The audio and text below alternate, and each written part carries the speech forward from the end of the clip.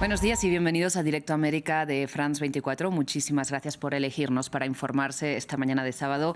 Yo soy Rosa Pérez Masdeu. Vamos con las noticias. La Cruz Roja da por terminado el segundo intercambio de rehenes entre Israel y Hamás en el marco del cese el fuego en la Franja de Gaza.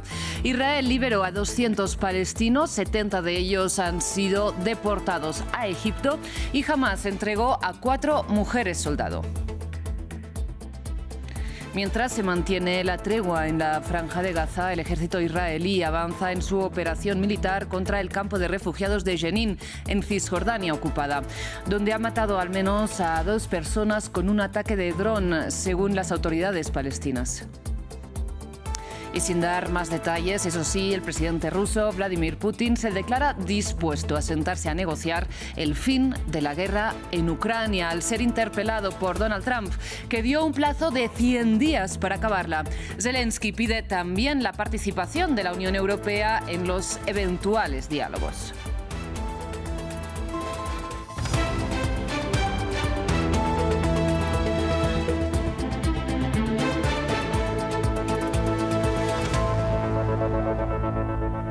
Iniciamos las noticias en Medio Oriente porque la Cruz Roja dio ya por terminado el segundo intercambio de cautivos entre Israel y Hamás. Recordemos, hace unas horas llegaron a Cisjordania ocupada más de un centenar de personas liberadas de las cárceles israelíes después de que otras 70 hayan sido deportadas a Egipto.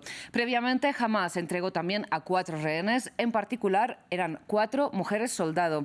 Conectamos a esta hora con Federico Cuéllar Verena en directo desde Ramala, desde Cisjordania ocupada. Precisamente, Federico, ¿cuál ha sido el recibimiento ahí de las personas excarceladas por Israel?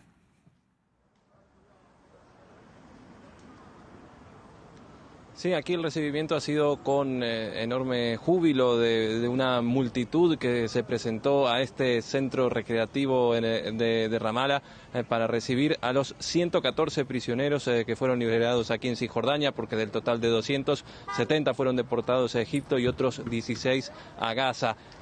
Algunos de estos 114 prisioneros fueron llevados en andas. Lo que pudimos observar era personas con vestidos en monos grises, en equipos grises, muchos de ellos calvos, con algunas incluso cicatrices en la cara, y en algunos casos se les notaba también delgados, con una fuerte pérdida de peso.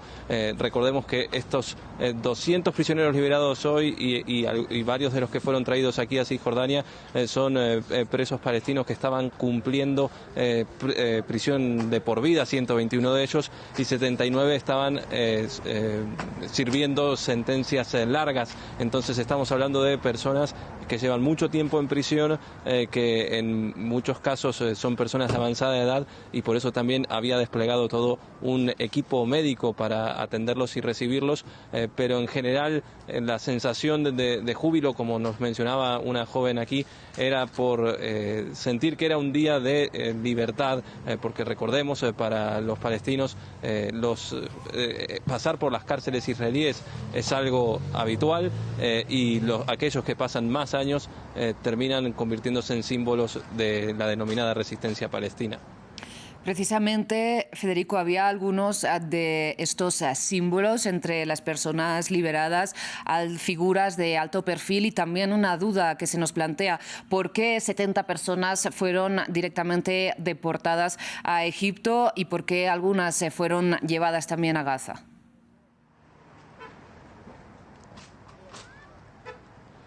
Sí, aquellos que son deportados son prisioneros que estaban cumpliendo prisión perpetua, en general por haber cometido ataques violentos con muertos del lado israelí, y que por eso Israel se niega, en el marco del acuerdo, a liberarlos en Cisjordania o a permitir que vuelvan a sus lugares de residencia, pensando en que puedan llegar a volver a incorporarse a los grupos armados. Por eso Israel ha puesto como condición que estos prisioneros de mayor perfil sean deportados. Los que van a Egipto, estos 70, se espera que de allí estén un corto tiempo y sean trasladados algunos a otros países como Túnez, Argelia o Turquía, mientras que el destino de los 16 que están en Gaza es un poco más incierto, pero en general la idea de Israel de no permitir el regreso de estos prisioneros es porque los considera más peligrosos, y también a aquellos que ha liberado ha vuelto a advertir hoy el ejército israelí que en caso de que vuelvan se convertirán para ellos en objetivos. Y Federico, ahora hablemos de las 4 mujeres soldado que ha liberado Hamás. La pregunta es quiénes son y también por qué Hamás decide liberar ya militares en esta fase.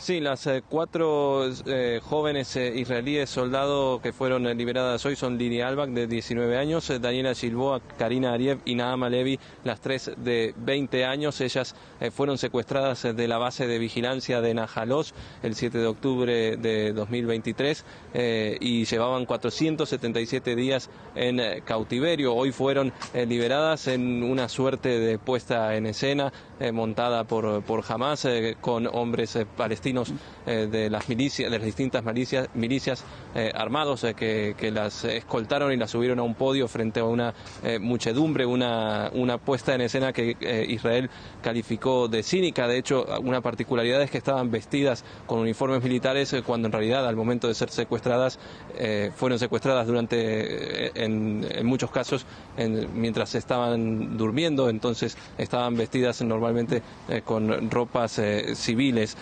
¿Por qué Hamás se decide liberarlas en este caso? En principio, según lo estipulado por el acuerdo y según ha denunciado Israel, esto es una violación de los términos porque debía dar prioridad a las mujeres civiles, y hay 2 en particular que Israel estaba esperando: Arbel Yehud, que es una civil israelí que está en manos de la Yihad Islámica Palestina y que se presume está con vida, y también Shiri Vivas, quien es la madre de los 2 niños, uno de ellos bebé, que también están secuestrados, y Israel consideraba, y de acuerdo a los términos del acuerdo, que estos civiles debían ser quienes participaran de la liberación de hoy. Por eso ha habido también incluso algunas modificaciones en la lista de prisioneros palestinos que fueron liberados en esta jornada. Israel también ya ha advertido que no va a permitir el regreso de palestinos a...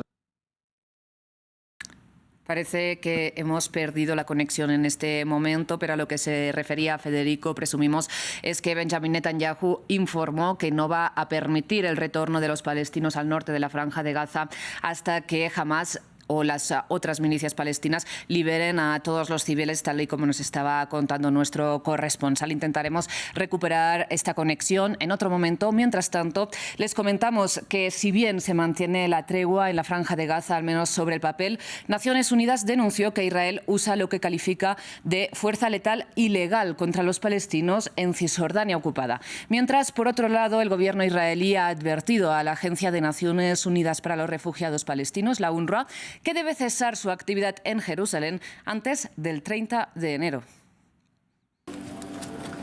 Estas son las consecuencias de un ataque aéreo israelí en Cisjordania, en el que murieron 2 palestinos.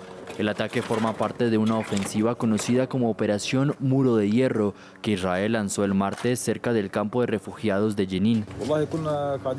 Estábamos sentados en nuestras casas cuando de repente vimos una potente y masiva explosión. Descubrimos que había un auto ardiendo, explotando, del que salían llamas.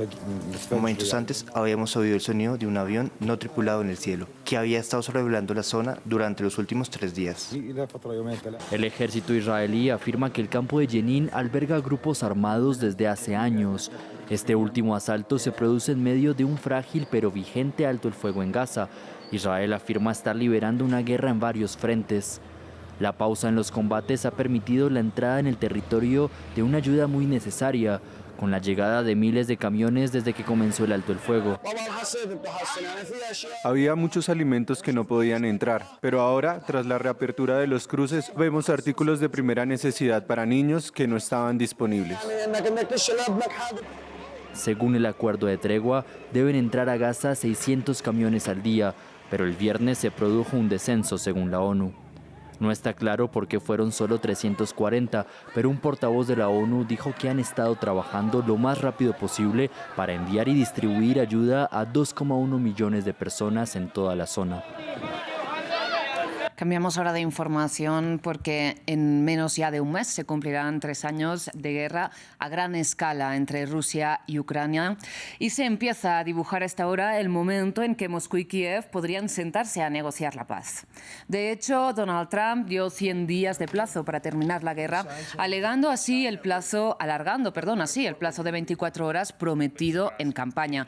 Moscú se declaró abierto a dialogar, sin embargo, Volodymyr Zelensky acusa a Vladimir Putin de querer manipular al presidente republicano y pide también la intervención de la Unión Europea en un eventual proceso de paz. Mientras tanto, un ataque ruso contra la periferia de Kiev provocó daños materiales en un edificio residencial, pero no causó muertos ni tampoco heridos, según el servicio de emergencias ucraniano. Estas que ven ahí son imágenes que nos llegan a través de la agencia Reuters, que advierte que no ha podido verificar la fecha en que fueron registradas, pero sí el lugar. Por otro lado, el ejército de Kiev aseguró que derribaron al menos 46 drones rusos esta noche y que otros 15 desaparecieron de los radares. Seguimos hablando de la nueva administración estadounidense y es que es oficial, un expresentador de Fox News y veterano del ejército será el nuevo jefe del Pentágono. El Senado confirmó el viernes la nominación de Pete Hegseth como secretario de Defensa. La designación fue aprobada con 51 votos a favor y 50 en contra, siendo el vicepresidente J.D. Vance quien emitió el voto decisivo. Poco antes de abordar el Air Force One, Donald Trump se mostró satisfecho frente a la prensa por una reciente nominación, la de Pete Hegseth, como secretario de Defensa.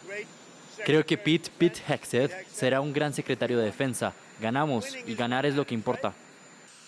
Una nominación vista como una victoria, ya que fue respaldada por un margen sumamente estrecho. El Senado confirmó la designación de Hegseth con 50 votos a favor y 50 en contra.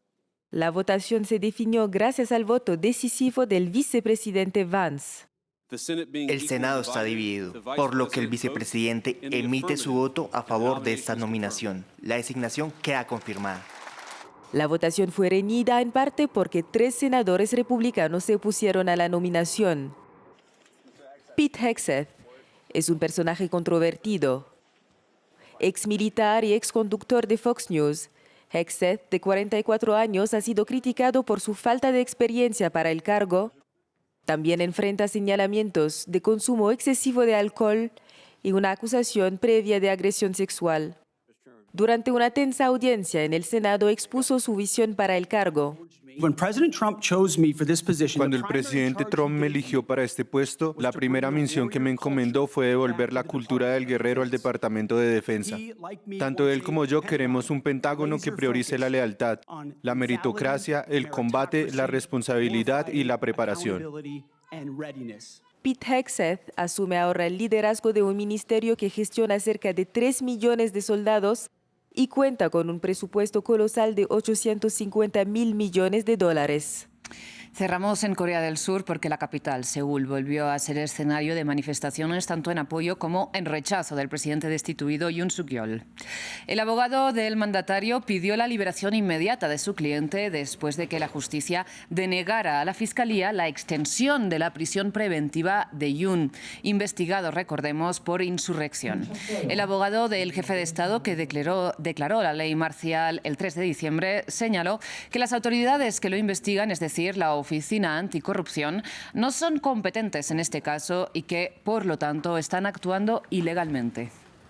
Lo que la Fiscalía debería hacer ahora es no solicitar que se prorrogue de nuevo la orden de detención, lo que no tiene precedentes, sino liberar al presidente inmediatamente y llevar a cabo investigaciones en la Oficina de Investigación de la Corrupción de Altos Funcionarios por sus actos ilegales, incluida su insurrección y una violación de la Ley de Protección del Secreto Militar.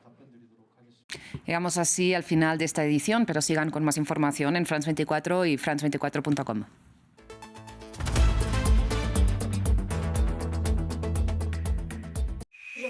Ellos observan, alertan, Testifican, filman, fotografían. Son la voz de los que no la tienen. Son sus ojos alrededor del mundo. Los Observadores, una red de 5.000 ciudadanos comprometidos junto con France 24. Imágenes y testimonios de aficionados verificados por nuestros periodistas, transmitidos cada semana. Acompáñenme en Los Observadores por France 24 y france24.com.